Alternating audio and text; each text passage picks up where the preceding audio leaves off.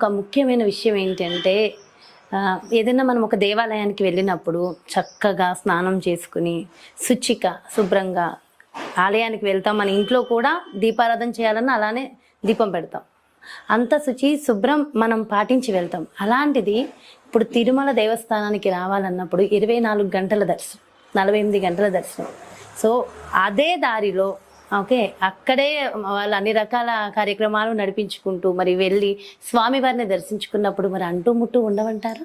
అది మనమే చేసుకున్న తప్పమ్మా. అది ఏదో సంవత్సరంలో ఒకసారి వచ్చి స్వామివారిని దర్శించుకొని ఆయన అనుగ్రహం తీసుకొని పోవచ్చు అనుకుంటే బాగానే ఉండేది.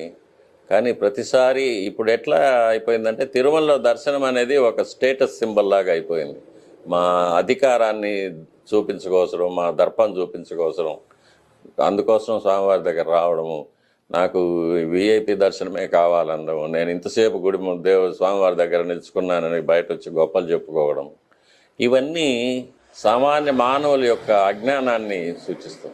ఒక మహానుభావుడు చెప్పినట్టు మనం స్వామివారిని చూడడం కాదు, స్వామివారు మనల్ని చూడాలి అని. కాబట్టి ఇవన్నీ కూడా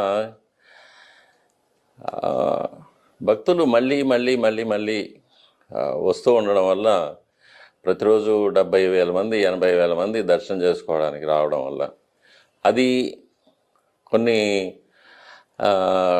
ఉద్యోగస్తులు కానీ లేకపోతే విద్యార్థులు కానీ వారికి సెలవులు వచ్చినప్పుడే దర్శనానికి రావడం కానీ జరిగేటప్పుడు ఒక 2 రోజులు సెలవు పెట్టి స్వామివారి కోసం వస్తే సరిపోతుంది.